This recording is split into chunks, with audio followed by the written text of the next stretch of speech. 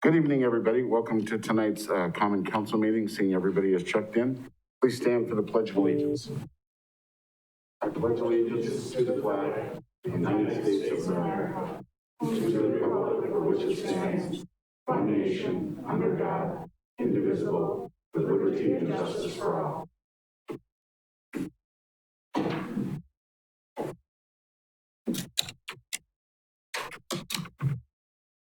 Item C, public comment period. At this time, the mayor will recognize members of the public who have indicated their desire to address the council.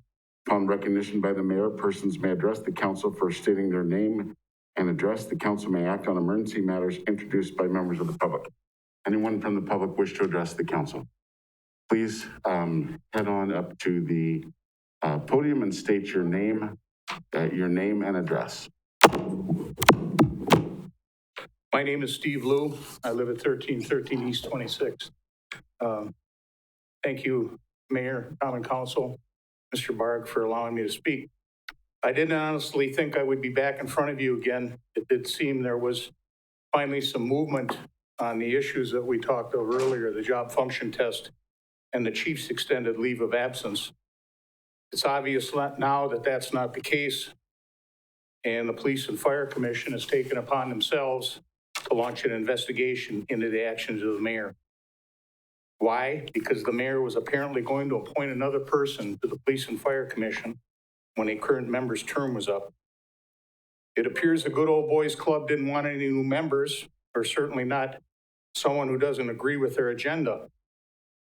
The PFC, mind you, who has had to answer to no one, as the mayor, who was well within his scope of authority, investigated for alleged misconduct. This investigation was done by an outside agency where criminal allegations were unfounded. This seems very similar to state and national politics at this time. If someone doesn't think like us or follow our agenda, let's get rid of them. If that doesn't work, let's investigate them for something else.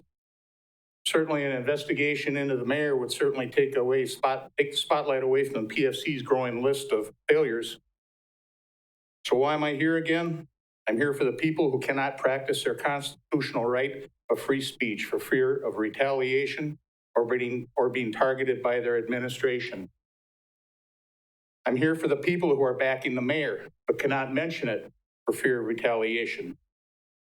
I'm here for the people of Marshfield and several in Arizona who applaud Mayor McManus for having the courage and the backbone to stand up to our own no-term limit politicians we have.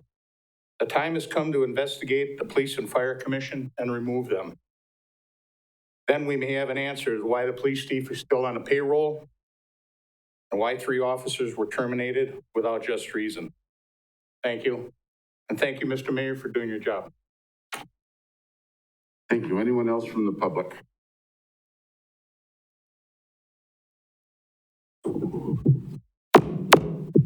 I'm shorter. Can you hear me? Can you hear me? Yeah. Okay. Well, you're funny. Rita Blanker, 601 South Adams in Marshfield.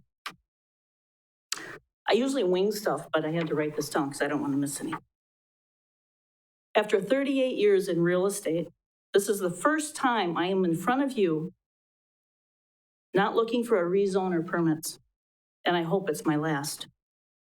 First, let me say that you could not pay me enough money to sit in any of your chairs. I respect you for what you do and what you have to go through. Politics is today volatile and toxic in the world, and sadly, in Marshfield. I have always been very proud of our city, but not so much today. Mayor Bob is a man of integrity, faith, honesty, and obviously strength. What he has had to go through, to me, is embarrassing. Every person on the Common Council, city positions, committees, you make an oath to protect the citizens of Marshfield. This oath does not, I believe, say that you protect your personal best friends or put personal needs first. Mayor Bob has apparently found in his time in office some things that are just not right. And you owe the citizens of Marshfield the right to find out the truth behind those issues. None of us as citizens know what all of these issues are, but we deserve to know. There is a form of media out there that likes to stir the pot, that gives only half of the story, and it's a very self-serving media. Yes, the truth may hurt many people, but the truth needs to come out without bias. If you haven't done anything wrong, then you have nothing to worry about, right? Truth always prevails. Consequences have to be faced. Again, you represent every person in Marshfield, and we deserve to know the truth, not just what you want us to hear. I thank Mayor Bob for being strong and for not giving up. He is a true representative to the citizens of Marshfield. And for those wanting to report that, I have several copies of this so that if you're going to quote me, you get it right. If you want a copy, I've got it. Thank you. Anyone else wish to address the council? Good evening, Jim Hiller, 1011 East Grant Street. Mine's real short. I fully support the mayor, and I hope you guys do too. I think the real cancer is the Police and Fire Commission, and we need to address them. That commission never meant that you were on there forever and ever and ever. It was just bad politics. 5-year terms is what it was supposed to be, and it is not 5-year terms. We got members on there for 10 and 15 years. That's wrong. So our real cancer is the Police and Fire Commission. I certainly hope that you guys address them because we can't do it. I got one more thing to say. Mayor Bob, you're doing a great job, okay? Fully support you.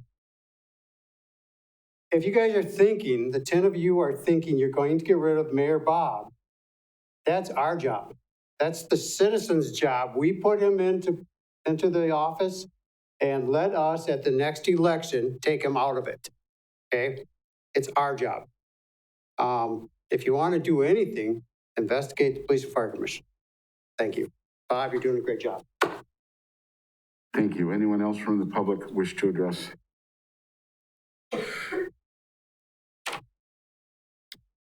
Good evening. My name is Becky Heidner-Lew, and I reside at 1313 East 26th Street. In the last year, I've had the opportunity to voice concerns to you regarding the Marshfield Police and Fire Commission and Police Chief Rick Gramza. I researched and presented information to you to prove that the job function test process is invalid, brought to light the fact that Chief Gramza was allowed to return to work before his criminal investigation was completed, and the fact that inappropriate behavior was revealed in the criminal investigation, and yet no internal investigation was initiated. I reported to you that since 2016, the PFC only allowed for public comment in 2 meetings, which occurred just last year. When able to voice concerns, I was stopped and told, "I think we've heard enough," by Commissioner Andy Keogh. Also reported to you is the fact that I requested records related to suspicious activity of the Police and Fire Commission over 5 months ago, and I've yet to receive those records. Inaccurate reporting by a media source is also occurring. Attempted corrections have resulted in the blocking of users. Cancel culture is here. The PFC has not acted on Chief Gramza's employment status, and so he's still employed on voluntary leave, collecting a salary of over $100,000 annually. This long after the department offers unanimously approved a vote of no confidence, and 3 felony and 2 misdemeanor charges were filed. Also, Gramza, while he was off on leave but being paid, and after he was criminally charged, was brought in by the city to defend the city in the arbitration hearing held December 16th and 17th. Legal costs of hundreds of thousands of dollars related to the PFC and Gramza will be the responsibility of Marshfield taxpayers. You and I will pay and pay and pay for the actions of the Police and Fire Commission and Gramza. I have grave concerns for the police department and have having to work in highly stressful working conditions, extremely low morale, and long-lasting effects of the actions of the PFC and Gramza. The reputation of the department, once stellar, has now been reduced to, you don't want to work there. I am here tonight to assure you that the citizens of Marshfield are fed up. They are fed up with the admitted sexual behavior of Chief Gramza and the lack of action of the PFC to terminate him. They're fed up with the invalid job function test and the loss of valued, capable officer and other officers' questionable terminations. They are fed up with ever-increasing monumental legal fees. They're fed up with inaccurate media coverage perpetuating a false narrative. They're fed up with the police department's lack of leadership and voiceless officers. Why is Chief Gramza still employed and collecting a paycheck? Is this someone you really expect the men and women of the police department to work under? Is this who the citizens of Marshfield deserve? And now citizens are fed up with the erroneous charge to remove Mayor McManus by the PFC Commissioner Andy Keogh. By private citizen Andy Keogh. This over an investigation that concluded months ago with no criminal findings or charges. It is your duty and responsibility as elected officials to hold all groups accountable. This certainly includes the members of the Police and Fire Commission. I speak for many when I say wholeheartedly that we support you, Mayor McManus, and the Common Council to authorize an investigation of the members of the Police and Fire Commission. Thank you. Thank you. Anyone else from the public wish to address the council? Final call? All right, seeing none, we'll close the public comment. Is there item D? Is there a motion to approve the minutes of the January 26, 2021 and February 2nd, 2021 special meeting? Motion by Mr. Peschel, second by Mr. Hendler. Any discussion? Seeing no discussion, please vote.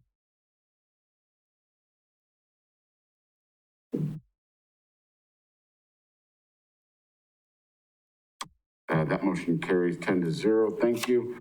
Item E, staff updates, oath of office and badge pinning, firefighters Nathan Sager and Justin Hansen, presented by Scott Owen, Fire Chief. Good evening, everybody. If I can get Nathan and Justin up here.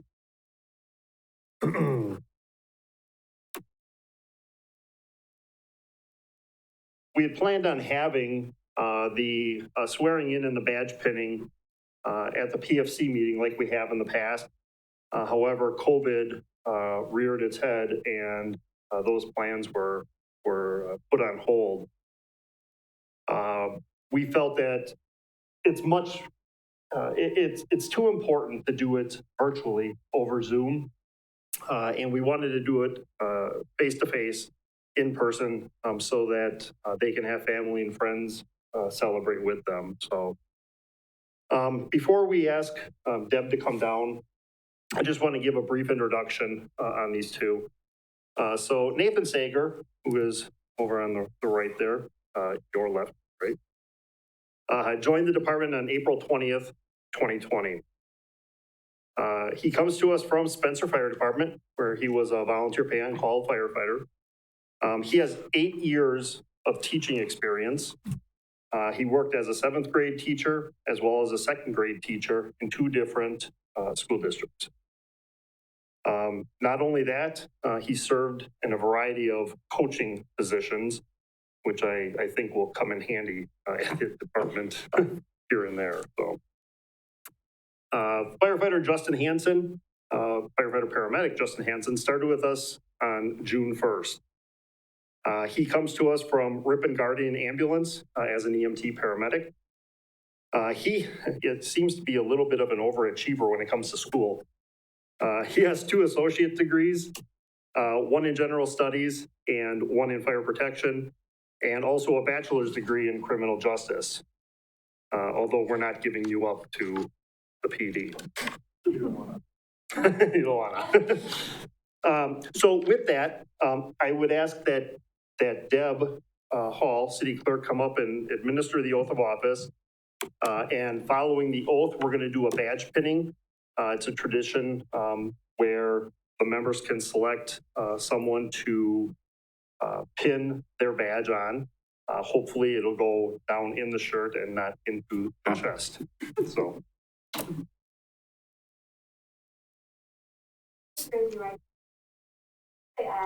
I, Justin Hansen, do solemnly swear that I will support the Constitution of the United States, the Constitution of the State of Wisconsin, and the municipal code of the City of Marshfield, and will perform the duties to which I have been selected to the best of my ability. So help me God. Thank you.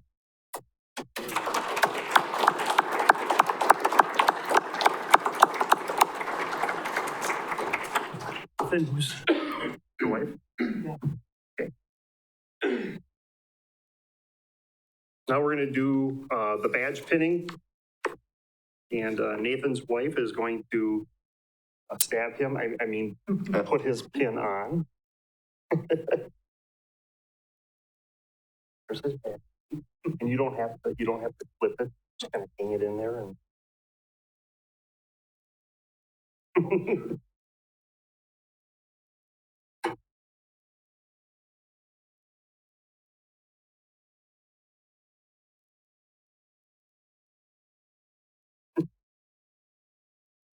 All right.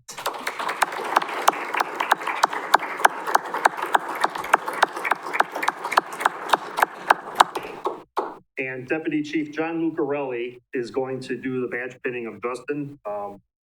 John is his ship.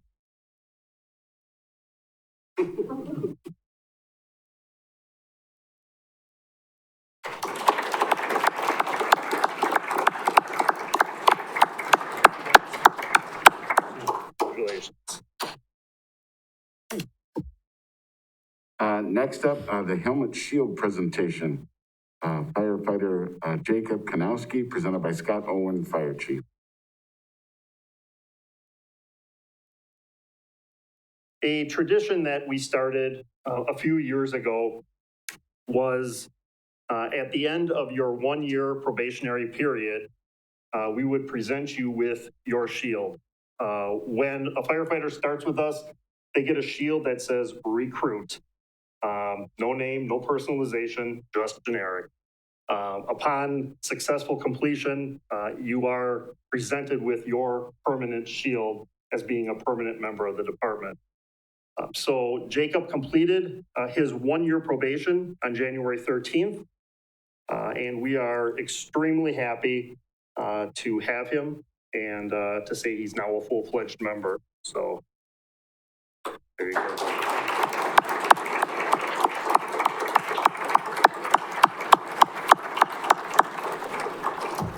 Thank you, Bob. All right, thank you, Scott. Next up, Van Waters Project, Justin Casperson, who is on virtually. Justin. You guys hear me okay? Yep. In your place, I have some photos, should be 8 photos that kind of give you an update what the pool looks like. Mother Nature or winter has definitely slowed things down. We have a lot more heat going on inside these vessels. Just so you know, for the pictures, we had the pool walls, stairs, and gutters were shotcreted last week. That's a spray-on concrete application. You'll see a couple of those bags in those pictures. That's the extra concrete that has to be removed once we take the structure down. The interior mason walls in the bathhouse were completed last week. And this week, the attic the attic insulation will be done. Pipe hangers in the attic were installed, and now we'll be starting drywall. You can see from the pictures, things are moving along quite rapidly over the next few months. Things are starting to take shape. Colors will start coming in, and finished products will start to be installed. That's all I have for my update. All right, thank you very much, Justin. Item F, Mayor's comments. I have none tonight. Item G, Council comments. Any comments from the council? Please, Mr. Butke. I've asked this question in the past, and we had the citizens' comments asking about the chief, why he's still there, and that was answered in open session by Mr. Barg or Mr. Wolfram. If you would just give the details to that, you know, I know there's a law, so if you could let these people know, please. Yeah, I certainly would. I'm gonna make it very brief, but, the statutes require that, the statutes require that, when the chief is put on leave under, those types of charges, that he remains paid. That's a statutory provision. So, and then the statutes do govern the process by which any type of determination by the PFC has to be conducted. So we're trying to follow those statutes and move in that direction. Thank you. Any other council comments? Seeing none, we'll go on to reports from commissions, boards, and committees. Please.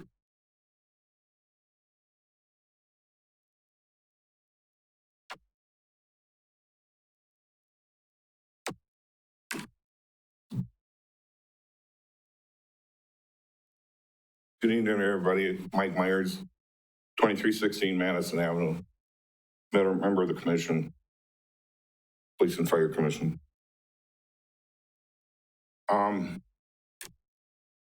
It's pretty tough to be in a position, especially knowing my personality, anyhow. People should wonder how difficult it is to sit without being able to talk about anything that I know very little about. The last time I addressed the council, I said pretty much the same thing, and I tried to address that towards the people who have all the concerns about what's going on with the chief.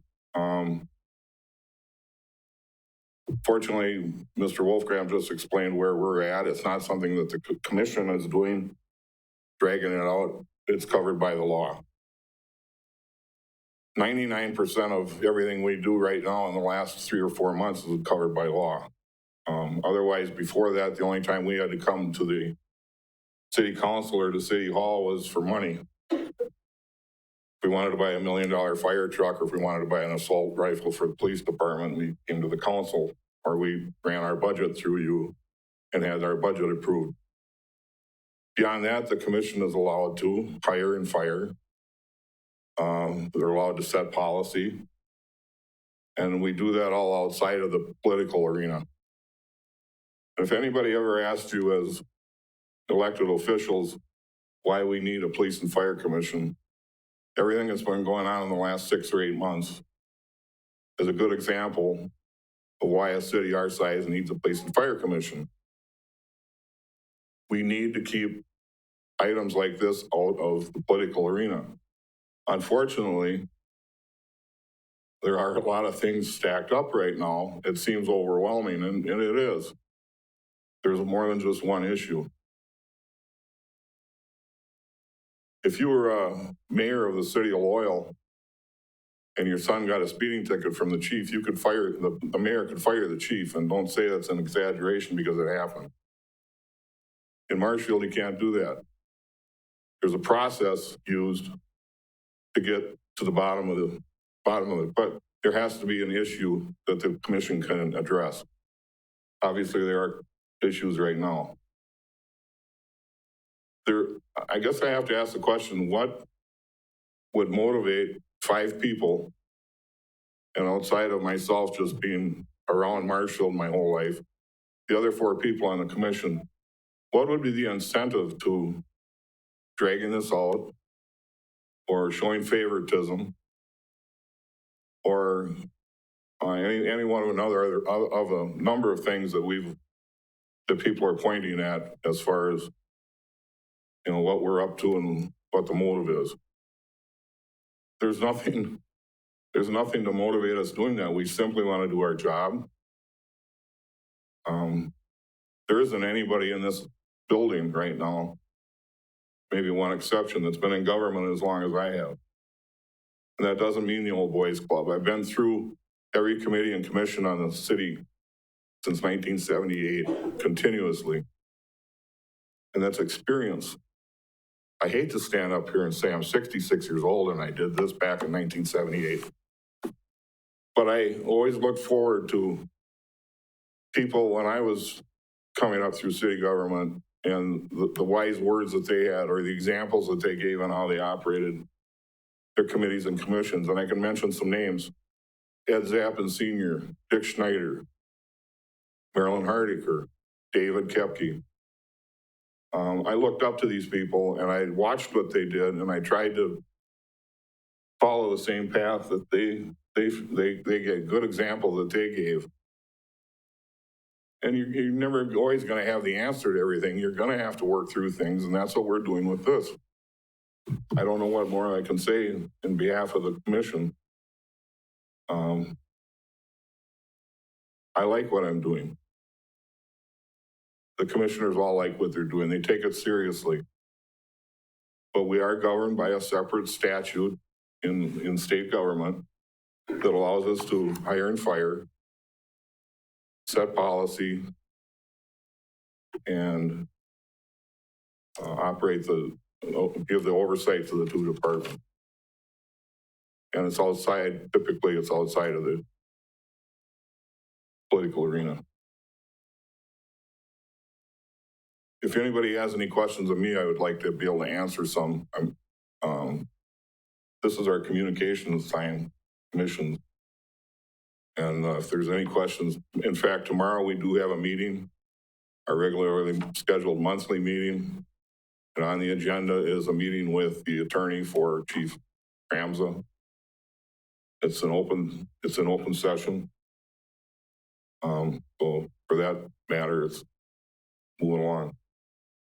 The other issues I know about, Mr. Wolfgram could tell you anything that you wanted to know about any of those, because there's 4 or 5 attorneys that work on this thing around the clock, and it's all for legal matters. We live in a society where one person wants to sue their next door neighbor. And in this case, if we don't do something right, talk about the attorney bills now. We don't cross all the T's and dot all the I's, there's going to be a whole lot more attorney fees involved. If I could talk back in 1978, if this would have happened, it'd been all over with in 2 or 3 days. But we didn't have the HR directors. We didn't have anything other than the elected city clerk and the city treasurer and the mayor. But that's the society we live in. I'm busting at the seams to talk about it. Maybe I should write a book when it's all done and you can all read it.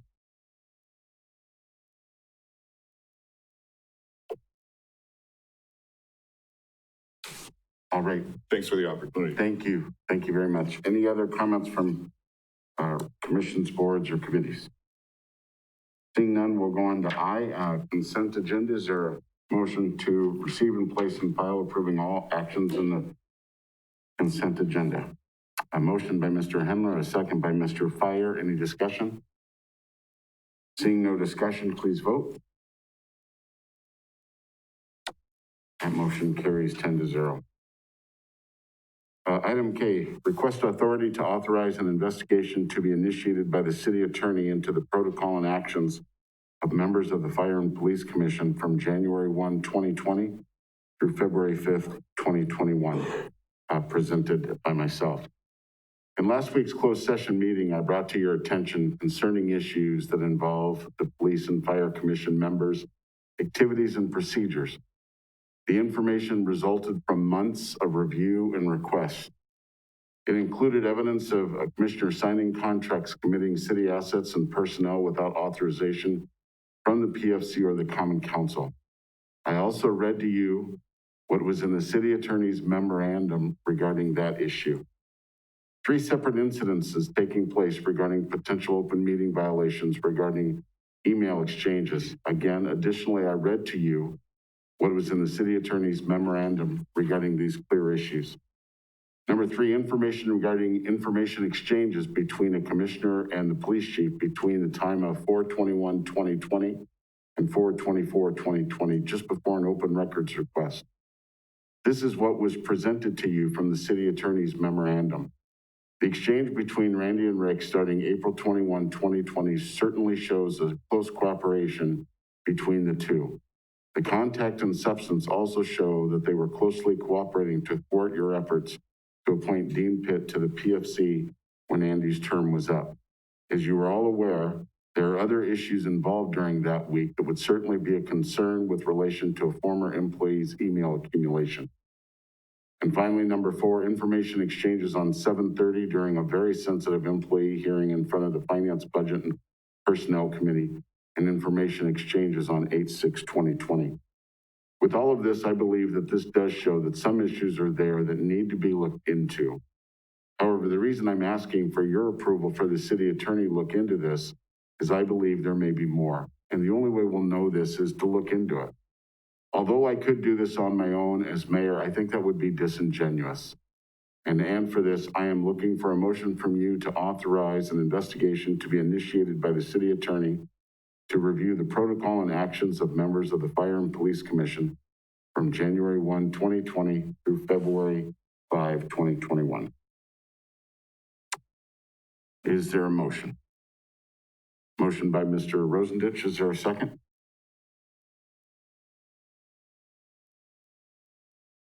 A second by Mr. Fire. Any discussion? Seeing no discussion then. Sorry, it's not, Mr. Wagner. Thank you. I remember your presentation in closed session 2 weeks ago, and I saw your presentation on the Insight show. And quite frankly, if you really, really, truly believe there are problems with the Fire and Police Commission, basically the best way to do it is to file a complaint. Because these wonderful people out in the audience are nice people, they're good citizens, no problem with that at all. But they can't make the decision. We as councils make decisions. And there is a process. And we've been following that process with the chief. We've been following the process on the complaint against you. We've been following those things religiously. Because that is the way it's supposed to be done with the common council. I can't agree with an investigation by the city attorney who was already, you just read a memorandum that he gave you. If you have evidence that there is some reason to do this investigation, file a complaint by all means, please. Give us something to work with. This trial by public, the trying the case in the public doesn't do the city any good, and it doesn't help us get to the bottom of the matter any faster. I'm pleading with you to take some action, like filing a complaint, something that we can work with, something that we can deal with later on. I got to vote against this investigation. I think this is a distraction. We've got enough on our plate already, but if you really have enough to file a complaint, do it. By all means, do it. Thank you. And just in response to that, as I said in what I was talking about, we already do have that. You're exactly right. But there very well could be more. It would appear that there would be. And this is why if we have the city attorney do it, which he already has access to the information that's already there, that's going to be the most cost-effective way to get it done. So that was the premise of it. Any other discussion? Mr. Bargender. Sorry. Thank you, Mayor. On Friday, I listened to the Insight program also, and you quoted cancellation politics. You also quoted cost of attorney fees that cities incurring. And you also mentioned witch hunt. Thank you. Thank you. Any further discussion? Mr. Peschel. Yeah. I'm definitely not opposed to an investigation, but I'm concerned that there's no specific thing we're investigating. You're telling us that if we do an investigation, we might turn up some information that we don't know about. But as someone who spent their career doing investigations, there has to be a basis to conduct an investigation. You can't just go out and start looking for things. We've been provided no information except the hearsay that you provided at the last meeting I won't even consider what was on the radio because that's just public, a public airing of that grievance. I'd like to see something in writing, some specifics that we can look at what is being alleged before we make a decision whether to go ahead with an investigation. And Mrs. Spiros. Thank you, Mayor.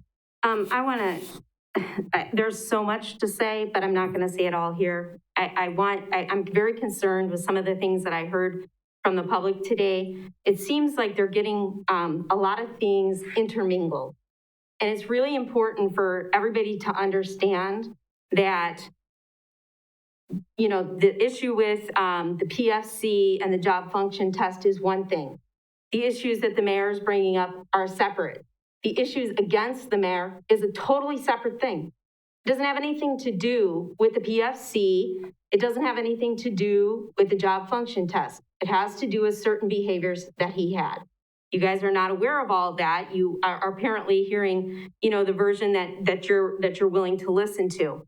I'm also very concerned that you went on the Insight video. In all the years that I've sat here, I've never heard anyone get on a radio program like that and go to the extent that you went.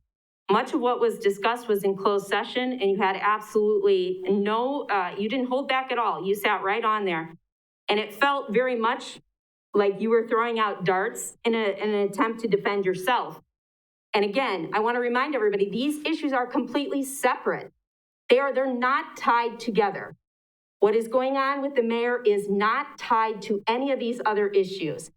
The other thing that I'm concerned with and both Mr. Butke and Mr. Wolfgram alluded to this, is the continuous remarks out into the public about the delay in the Gramsa issue. And I want to assure you all that we have pushed as hard as we can to move this issue as fast as we can. But as Hap explained to you, there are laws that allow, or that are there in place that require Chief Gramsa to continue to get paid until this process has been seen all the way through. Unfortunately, it has taken time, but it has not been for lack of us trying to push that as fast as we can. There are certain things that hold that up. If we push too quickly, then we put ourselves out there for a lawsuit. And that's not what we want either. That could cost tons of money. So you have to trust the process. It is not being delayed by us. It is not being delayed by the PFC. We are following the law. We are following attorneys' advices. We are following people's advice that were given to us. And in regards to this specific request, I agree with Mr. Peschel. There is, you know, in order to launch an investigation, you actually have something concrete that you're complaining about. This is just, if you understood everything that was going on, you would just be literally shocked. I think that Hap, you know, is pretty submerged in everything that he's handling at this point. I think that this could be handled in a different way. And I also agree with Ed. If you have an actual real complaint, something other than hearsay and things that you've dug out, bits and pieces of different emails and you've presented parts of Hap's, you know, opinions, but you cherry picked exactly what you wanted to present in that meeting. I just can't be supportive of this either. Thank you. Anyone else from the council? Mr. Fisher. Thank you, Mr. Mayor.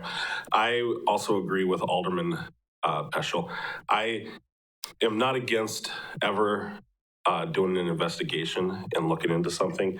But as I read letter K, I mean, it's so generic. It is to authorize an investigation to be initiated into the protocol and actions of members. Before I could honestly vote yes, I need something in writing. I need to know what you are wanting us to investigate. I think there needs to be some detail, even in the closed session, you gave us a verbal presentation. You did read a lot, but we have no documentation at this point. So I, in good conscience, cannot authorize an investigation until I've seen something in writing. Thank you. Anyone further from the council? Mr. Henler. Thank you, Mr. Mayor. I've thought about this for about 4 or 5 months, and I believe I got lectured at one point by you, but not knowing what I was talking about, and it still kind of bothers me.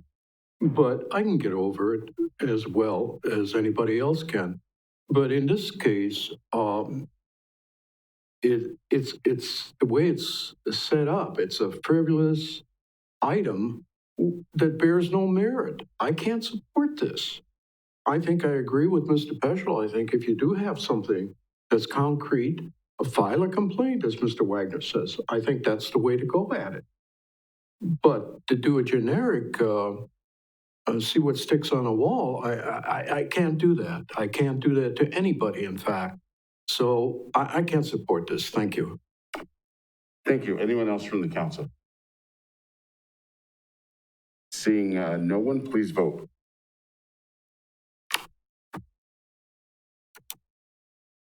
And that motion fails 2-8. Item L, presentation, update on the mercury compliance of the wastewater treatment plant, presented by Sam Warp, wastewater superintendent. Thank you, Mayor. I got a short PowerPoint here, so I can find my mouse.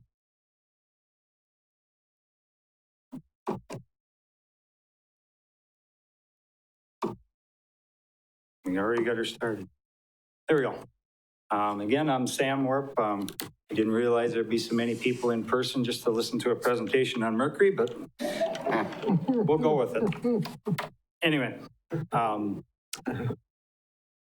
there we go. Just going to go through, it's not going to be that long of a presentation. A lot of you, this is probably going to be the first time you've ever heard anything like this, so it doesn't pay to get too in-depth on it. But I'm going to cover a little bit of history, where sources of mercury come from, test results from the wastewater plant here in Marshfield, and what in the world is an amalgam separator, and finish it up with the future. Mercury has a symbol of Hg, hydrogerum.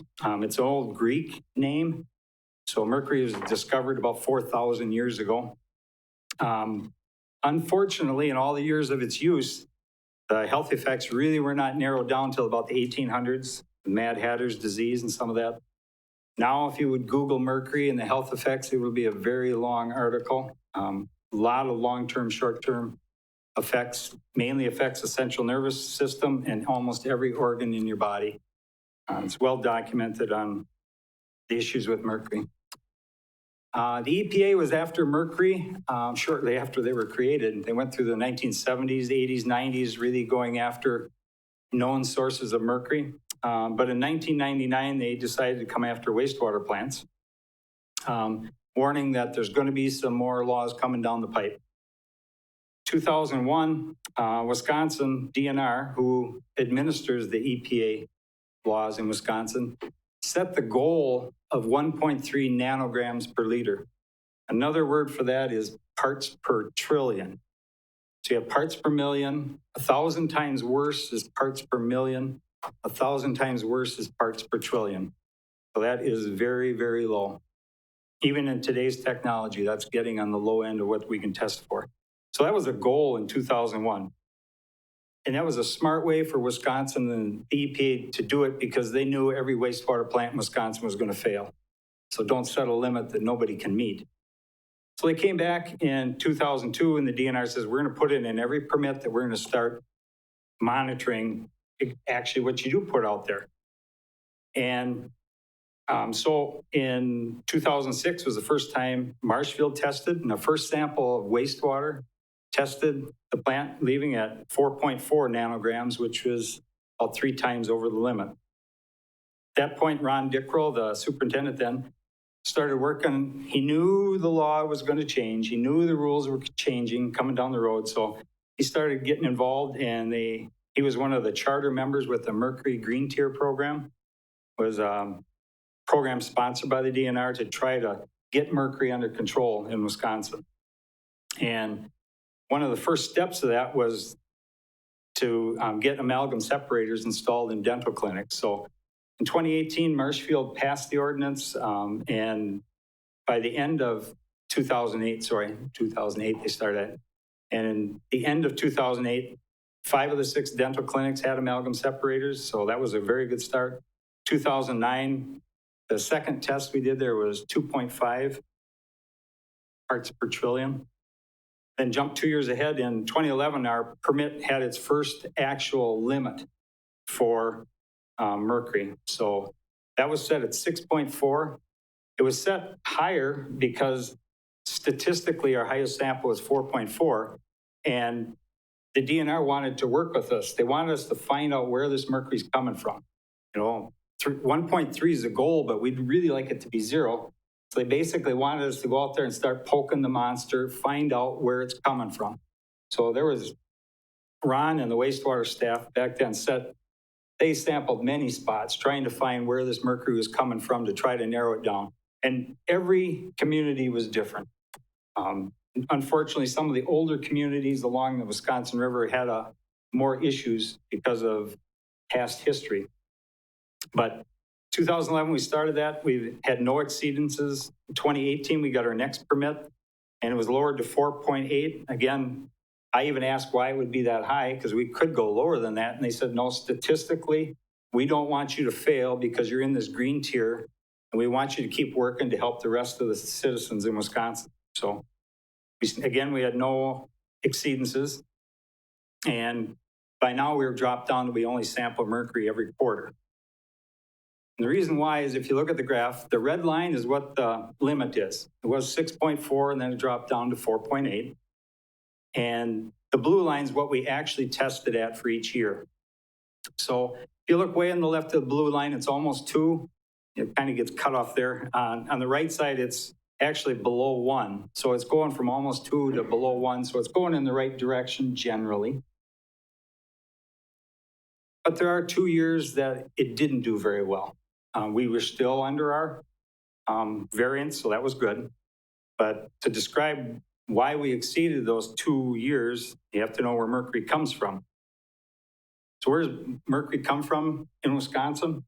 65% of the mercury that's free in the environment in Wisconsin comes from burning of coal.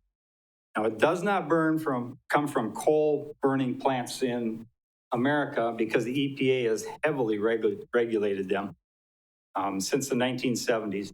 They purify the smoke before it goes up the smokestack, take all the metals out, recycle them, and make good use out of them. But we cannot control what happens in other countries. So once it gets spewed up into the atmosphere, it gets carried around. Dental clinics without amalgam separators definitely are an issue. In Marshfield, we have 7 clinics, and they're all fully in compliance. The plumbing inspector and wastewater staff inspect them every year. We monitor their separators and all the paperwork, full compliance, and always have been. It's fantastic to work with the dental clinics. The flaming sword, though, is the next line. Universities, colleges, and schools. There is a state statute that allows universities to use mercury because they are a research and testing facility. In Marshfield, it used to be UW Wood County, now it's UW Stevens Point, Marshfield campus, had a professor that believed mercury testing still needed to be done. He used mercury, his students used mercury in the classes. He also believed in thermometers with mercury in, even though they're well recommended that you shouldn't be doing them. And I was a chemistry student. I've seen glass thermometers hit the concrete floor, and I know what happens, and so does everybody else. But in chemistry labs, you have drains on the floor because accidents do happen, and pretty soon all that mercury ends up going down the drain. Nobody's fault. There's no way you can collect it again once it's out there. And all that goes down the drain, ends up in the wastewater plant, and that's where the issue is. The great story here is that professor has retired. They built the new STEM building up there, fantastic facility. They've got a new protocols, new teaching methods, state of the art, absolutely not an issue anymore. So huge success story, again, working with them. It's turned out very well. Couple other minor ones that kind of add some interest to the story, I guess. Before 2002, mercury was not regulated in a lot of products. So now you understand the limit is 1. Toothpaste used to have between 3,000 or 300 and 3,000. Almost all soap, whether it's laundry soap, dish soap, bar soap, shampoo, any of that stuff was, again, in the hundreds to thousands of units. So you think of all that going down the drain every day. That's why the EPA knew it was kind of foolish to set a limit for mercury until you got some of that under control. And the reason those products were, mercury was in those products because it was an additive. There was a color additive. It had certain characteristics when mixed with nitrates and sulfates. And for human products, that was beneficial. Once you ban it, people find a new way, new products, and they're every bit as good, if not better today without the mercury. So kind of another neat thing is because mercury's prevalent in the Earth's crust, anytime you mine, like for making cement or mining for gold and for silver, you disturb the crust and you're going to end up putting more mercury in the air. But the one I really go after is someday it'll change. Fluorescent light bulbs still today are manufactured with mercury in them. The mercury heats up, vaporizes, mixes with phosphorus to fluoresce and make the fluorescent light work. So my 2 least favorite chemicals, mercury and phosphorus, both in fluorescent light bulb. Someday. Here, I know you're at the edge of your seat right now wondering, what is an amalgam separator? Some of us that are a little gray-haired remember back going to the dental office and we would spit into a sink of swirling water because that's all there was. Nowadays, they have these little vacuum to suck everything out of your mouth. Fantastic invention, because without the vacuum, amalgam separators wouldn't work. So necessity is the mother of invention again. And this is actually a picture of one of the larger clinics. It's a split picture. When they suck everything out of your mouth, it goes into those plastic tanks on the left side of the screen there, the pipes to it. Then when that gets full, it gets sucked over to the right side. And the top part of that canister, everything goes through there, and it's just like a cyclone effect where it swirls around. Light stuff goes to the top, heavy stuff goes to the bottom. There's 2 black tubes, 2 cylinders on the bottom is what the mercury falls down into. And they're clear, everything's clear because the maintenance guys have to go through every month. They check it to what level of mercury's in there. When it gets to a certain level, they call, and it gets sent into a place for recycling. This is a newer facility in Marshfield. It's all contained in one where the tank's on the bottom, and just on the left, you can barely see above the cardboard box where the separator and the collection, it's a single collection tube on that one. This is one of the smaller ones. Again, the collection tube, you can't really see it's more in the middle, but the tank's a stainless steel one on the bottom. To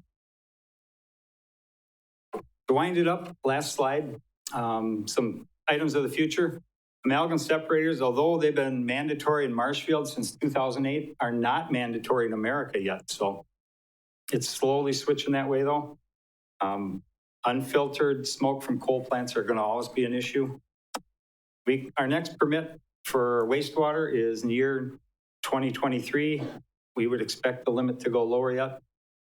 And my final comment is you can rest assured that Marshfield wastewater is going to continue to do the best we can to have no exceedances. That I'd entertain any question. Mr. Bucky. Very nice presentation, Sam. You don't need to tell me in open session, but if you want to send me a letter, where are the gold mines in Marshfield?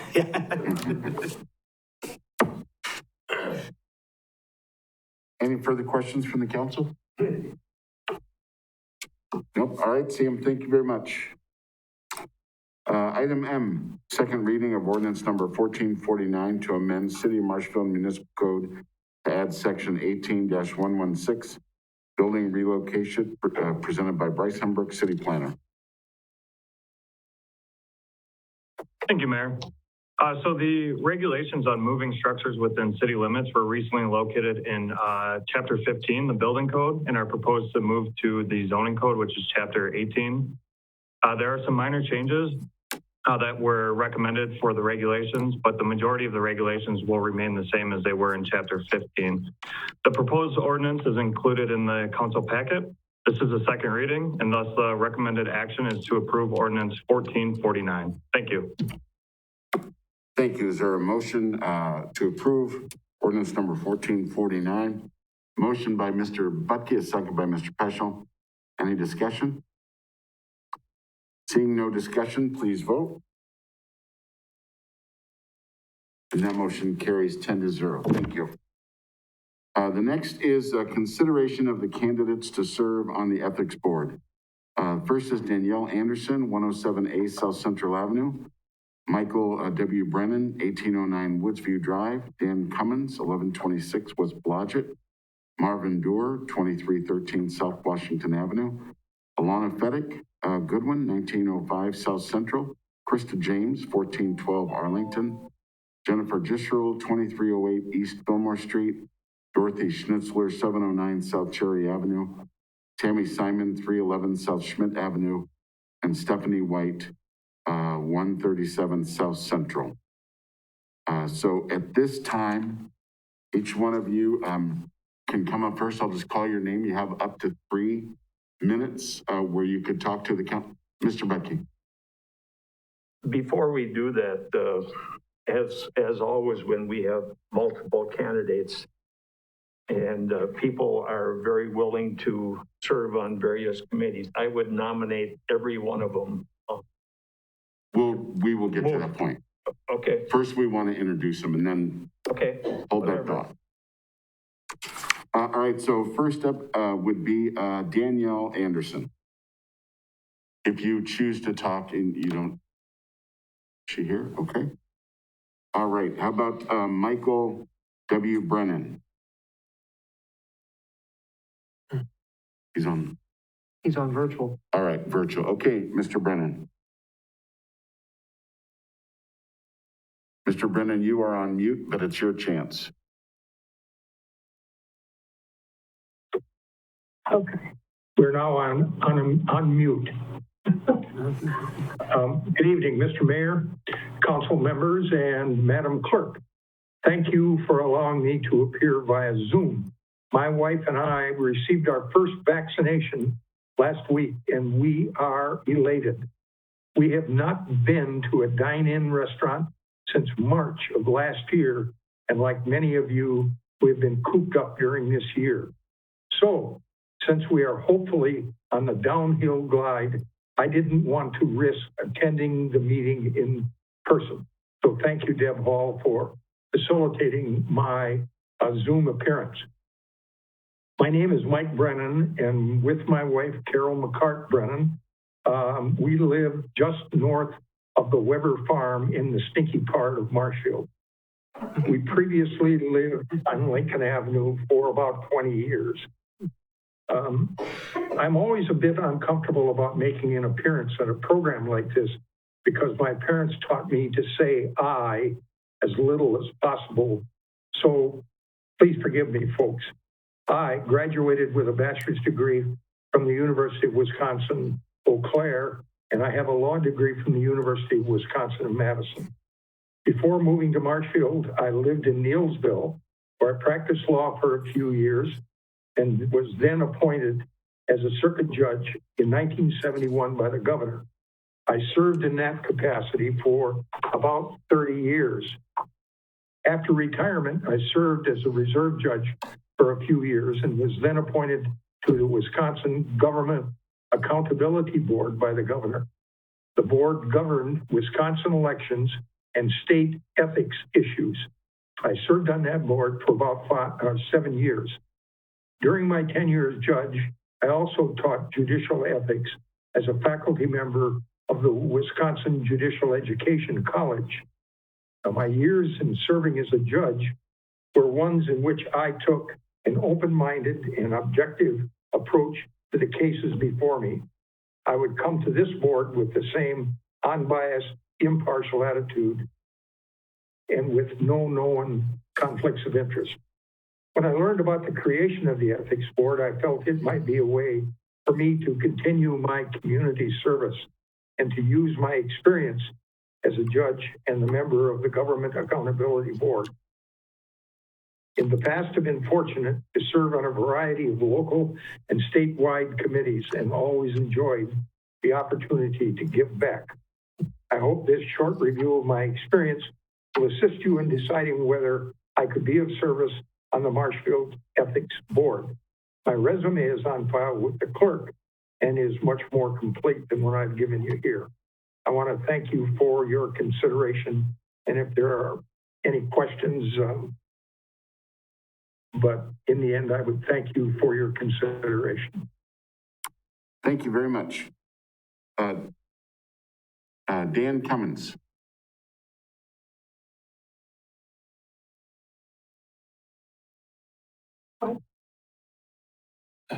That's quite the act to follow. Dan Cummins, 1126 West Blodgett. In previous lives, when I lived in Michigan, I was involved in every community I lived in. Since I've been over here in Wisconsin, I've done the same thing. Whether it be environmental committees, given my background, environmental subcommittees at the county and county level. I was part of the ethics board over in Wisconsin Rapids. Over a 6-year period, I was on the board for 5 years. I've tried to serve wherever I'm at as either a volunteer. I work a lot with youth sports and things like that as a sports official. And thank you for considering me for a position on the board. Thank you very much. Marvin Doer.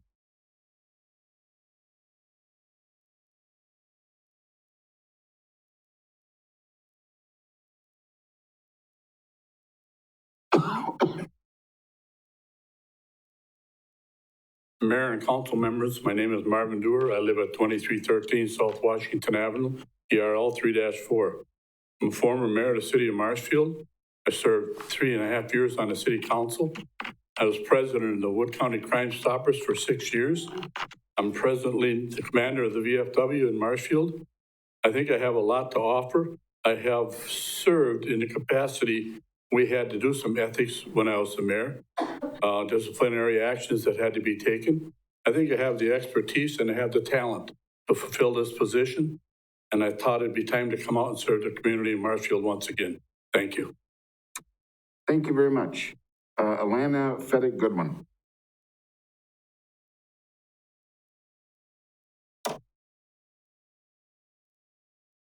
A smart idea, Mr. Doer, to stand off to the side so the camera's not like up in your chin.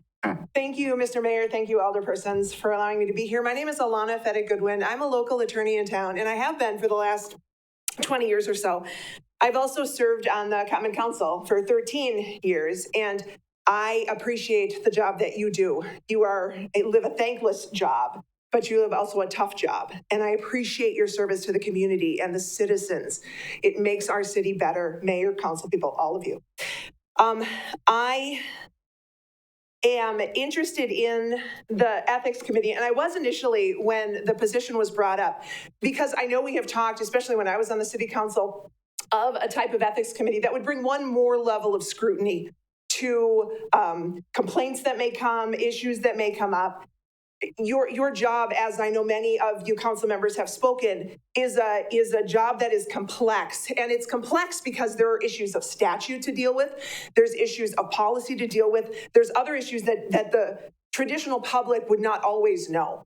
And so I appreciated the fact that when this ethics committee was being considered, the Wood County Bar Association was one of the people that the council looked for a nomination or a name. And I don't know if that came about, but I did send to Ms. Hall the information from the Wood County Bar Association that there were no objections to me being at least nominated or put forth from the Wood County Bar Association. Also, I think that most importantly, an attorney or judicial person, even like former Judge Brennan, who I practiced in front of, thank you, Judge Brennan, has the ability to bring not only the know-how about city functions and statutes related to that, but also the ability to fairly independently and without emotion determine issues. And so that's why I would certainly like to be considered in this position. Thank you so much again for your service. Thank you very much. Krista James. Hello, I am Krista James, 1412 Arlington Street. I would like to thank you for having me this evening and for considering my application for position with the Ethics Board. A little bit of information about myself. I was raised in Marshfield. I graduated from Columbus High School. After graduation, I went down to UW-Madison, where I pursued degrees in social work and certificates in educational policy studies and criminal justice. After that, I attended the University of Wisconsin Law School, where I obtained my Juris Doctorate.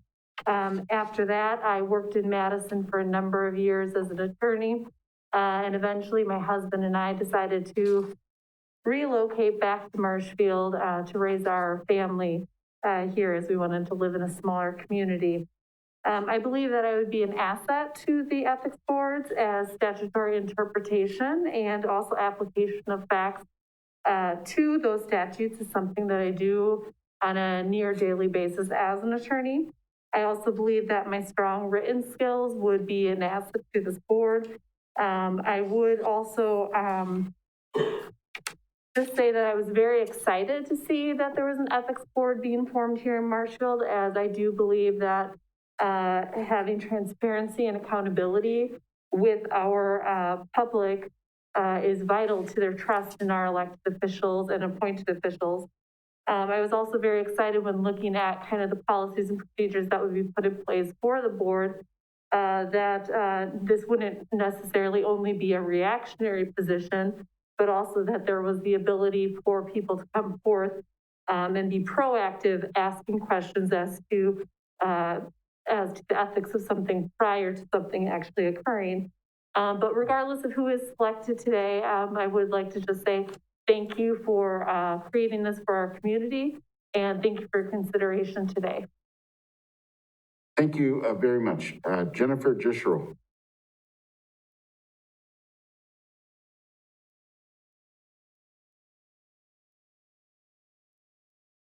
Hi, my name is Jenny Derschley. Mr. Mayor and Common Council, thank you for having me up here.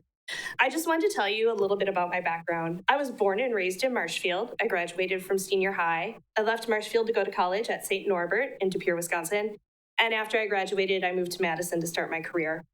I have a 15-year career in state government. Most recently, I was the Chief Human Resources Officer of the Department of Health Services, where I managed a team of 40 people and oversaw human resources for 6,000 employees. In that role, I have written state statute and administrative code, both of which are still in the law today. So I have a lot of experience in, like the attorneys who spoke, interpreting statute and law. I've also done investigations related to misconduct and ethics violations of appointed state officials. And I have had to take those investigations to the governor's office with recommendations on how to proceed based on my findings. So I have experience in the investigative and hearing process, and also making recommendations regarding my findings to bodies of law. One of the other things I did while I was in that position was I worked through the process of implementing the law that came out of Act 10. Now, I know Act 10 is a very politically charged law, and there are a lot of opinions about it, but I think we can all agree that it created a lot of controversy, specifically related to state employees. And the ability to work independently and objectively and with integrity through a law that created a lot of charged emotions to come to consensus to create something that was fair and equitable to everyone, I think speaks to my strength in how I review situations that are sensitive natures, like ethics violations. And finally, I just wanted to say that I was so happy to see that the Common Council was taking up an ethics board. I started coming to the budget, finance, and personnel meetings because I have an interest in government. And after my husband and I relocated back here about a year and a half ago, I wanted to get involved in the city government. And as soon as I saw that this was an issue, I volunteered to work with Ed Wagner on drafting the ordinance. And I want to just thank you for that opportunity. It's been a wonderful experience. And I'm so happy that we're at this place now where we're finally getting to implement it. And I'm very happy to see such a strong and robust applicant pool here today, too. Thank you. Thank you very much. Dorothy Schnitzler.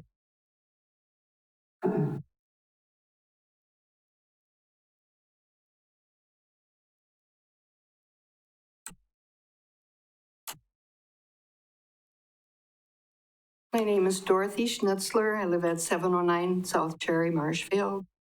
Thankful for this happening today. I think it's very, very, very good. I am interested in the new ethics committee. Enclosed are my reasons for applying. And I looked this up online. As ethics is a system of moral principles that are good for individuals and society. I am so glad to see this committee be informed by the Marshfield City government, and I would like to be part of it. To tell you about myself, I moved to Marshfield in 1960, a wife and mom to 2 daughters. I worked in factories, some restaurants, and bartending and healthcare. In 1972, I formed a band called the Why Nots, then later changed the name to Dottie and the Toe Tappers that played for the mayor's breakfast for 10 years. And we had such a good time. I played many years at the Auburndale Polka Fest and 6 times a year for 23 years at the Chapter 2 Supper Club north of Wausau. In Sparta, I played for the Historical Society. They hired me for their fundraiser for 6 years. Now I'm providing entertainment at the Belvedere Supper Club on Friday Fish Fry. I've been in the public in that era, as far as music, for 45 years. My second marriage took me to Sparta, where I was in partnership in an aluminum recycling business on a large scale, with deliveries to Alter Scrap in La Crosse. Along with my husband, Ron Schnitzler, we purchased 2 homes together, one in Sparta, which was our home there, and one in Marshfield as a rental. And on first month to 3rd of 2014, I filed nomination papers to run for mayor of Marshfield, and 506 voters had confidence in me.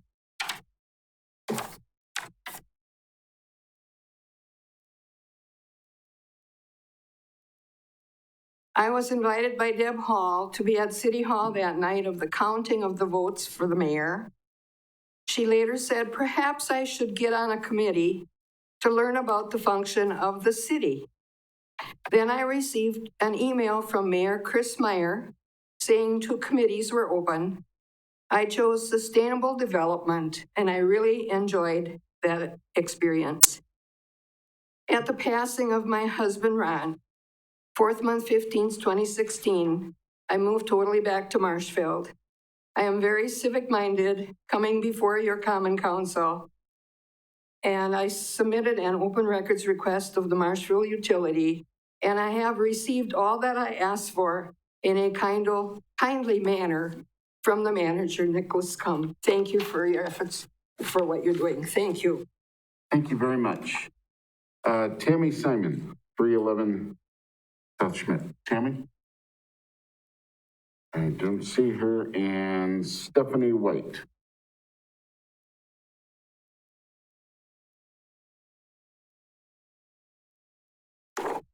Hello, I'm Stephanie White. I'm 137 South Central. Thank you for having me today. Appreciate your time and consideration. I've been wanting to get involved with my community for a long time, the city, because I think it's important, especially for my generation, to have interest in that and be, encouraged and included. I have a pretty open mind. I have a joy for people. I've worked a lot in customer service, and and I love music. That's what I do. And art. And most recently, I started going back to school at the UW Stevens Point here in Marshfield to get an associate's degree in psychology. As part of my classes this semester, I'm actually taking ethics in the helping profession. So I think that would bring a lot to the table. Thank you so much. I'm a little nervous, sorry, but appreciate it. All right, thank you very much. So now, Mr. Butke, would you like to do your motion? Yes, my motion, first of all, to thank everybody that that wanted to do this. We appreciate that. And I would like to nominate every one of them listed. There is a motion to nominate all the candidates, a second by Mr. Witzel. Any discussion? Seeing no discussion, please vote.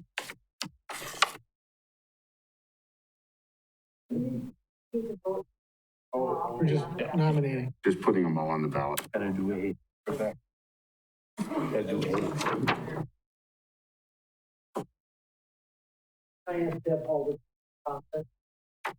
Yeah, as soon as we'll do that once we get the vote on.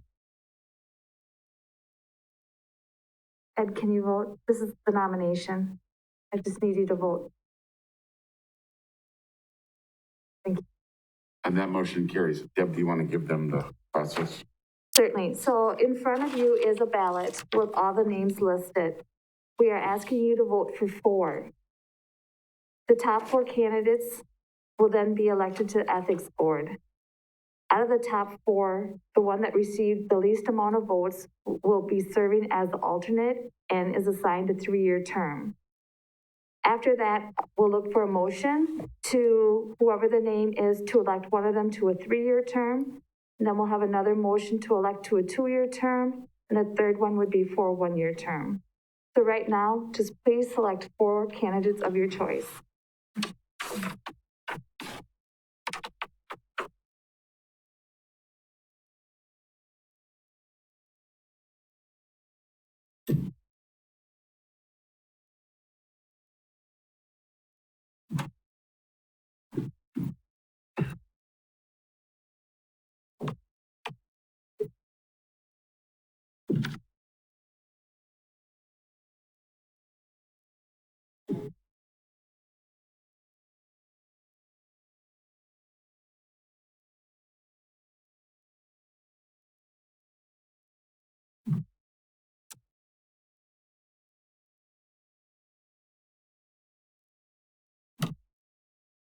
Anyone? I do.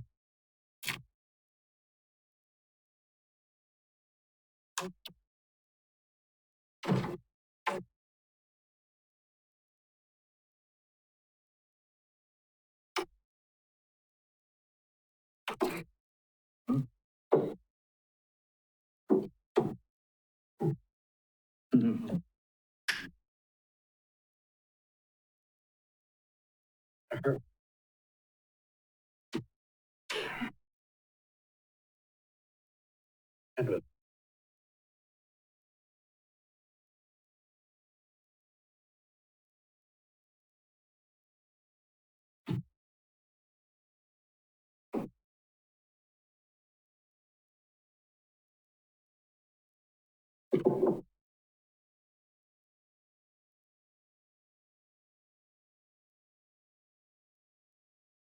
I throw you a lifesaver, but I don't get it.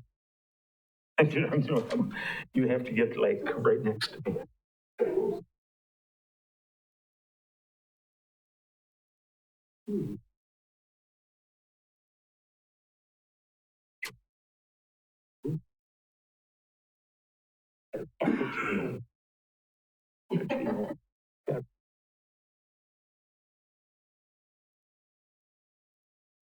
Oh, geez.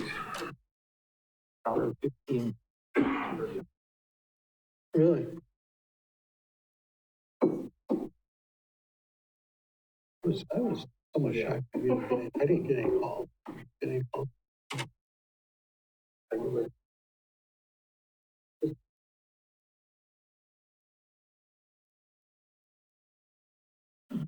It's interesting.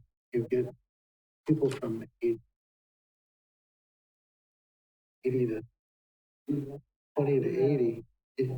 I mean, people from, from age, but 20 to 80, they're in interest. You get people from almost like age early 20s to late 70s or 80. How many people, I mean, it's like, wow. Oh, yeah, I hope that they try to get on other committees. City, gotta get feet wet somewhere, 12 years ago.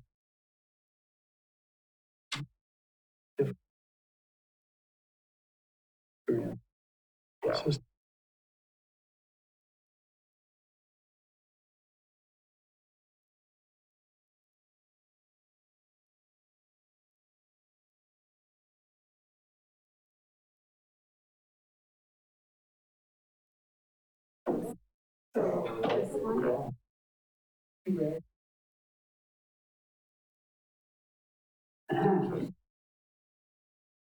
There's a lot of good candidates there.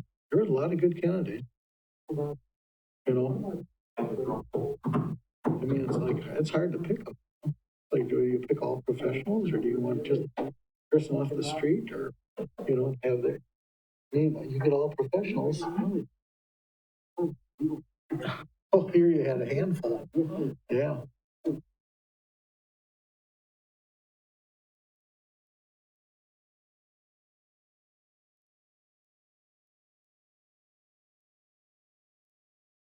Use bathroom break water.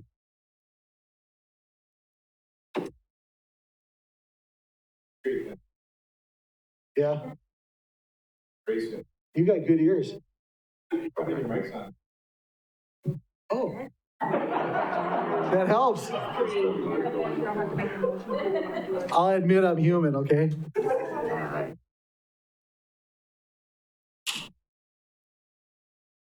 All right, before I read these off, just as others had said, thank you all very much for applying this. It's going to be very helpful for the city. Council voted for their top 4 candidates to serve on the ethics board. The top 4 candidates were Krista James, Michael Brennan, Alana Fedek Goodwin, and Jennifer Gisherell. Jenny Gisherell will serve as the alternate on the ethics board, serving a 3-year term. So we need now to vote on we'll start with a 3-year term, then a 2-year term, then a 1-year term. And the ones that you'll be voting on will be, that you would make a motion on would be Krista James, Michael Brennan, or Alana Fedek, and that's to elect for a 3-year term. There's a motion by Mr. Bargender.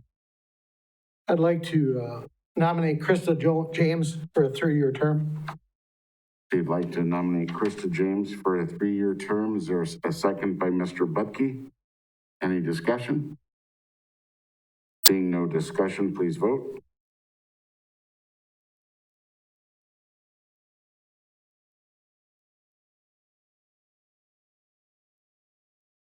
Mr. Himmler?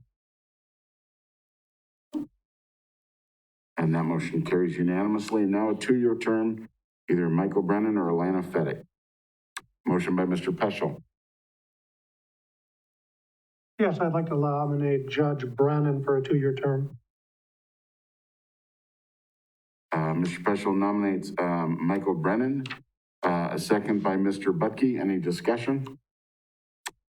Seeing no discussion, please vote. That motion carries unanimously as well.